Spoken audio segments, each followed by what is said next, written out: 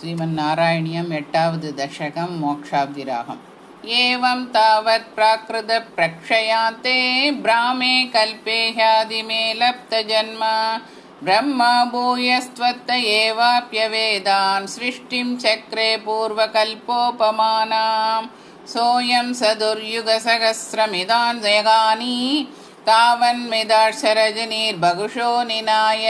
निद्राद्यसौ द्वैनिलीय समं स्वसृष्टैर्नैमित्तिकप्रलयमाहुरतोऽस्य रात्रिम्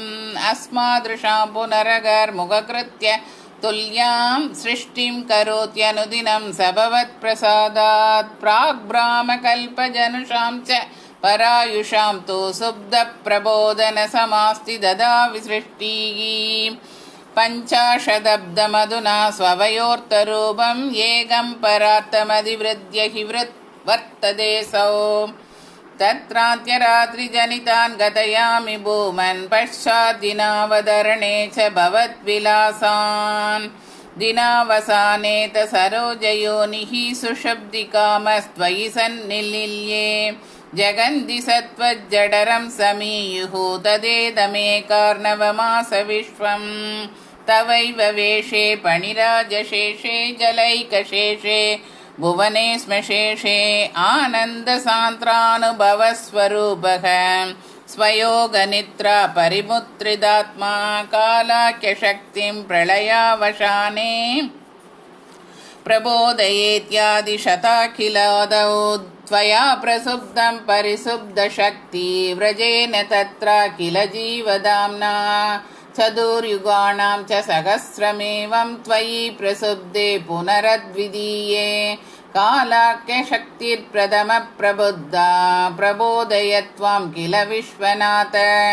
विबुध्य च त्वं जलगर्भशायिन् विलोक्य लोकान् अखिलान् प्रलीनान् देष्वेव सूक्ष्मात्मदया निजान्तः स्थितेषु विश्वेषु दधातदृष्टिं तदस्त्वदीयात् अयिनाभिरन्ध्रात् उदञ्चिदं किञ्चन दिव्यपद्मं निलीननिःशेषपदार्थमाला संक्षेपरूपं मुकुलायमानं तदेदम्बोरुहकुट्मलं ते कलेपरातोयपते प्ररूढं बहिर्निरीतं परिदस्फुरद्भिः स्वधामभिर्ध्वान् तमलं न्यकृन्दत्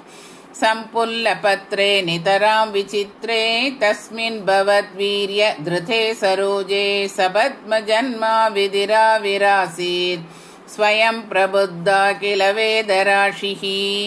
अस्मिन् परात्मन्ननुपात्मकल्पे द्वमित्तमुत्थापितपद्मयोनिः अनन्तभूमा मम रोगराशिं निरुन्ति वादालयवास विष्णो अस्मिन् परात्मन्ननुपात्मकल्पे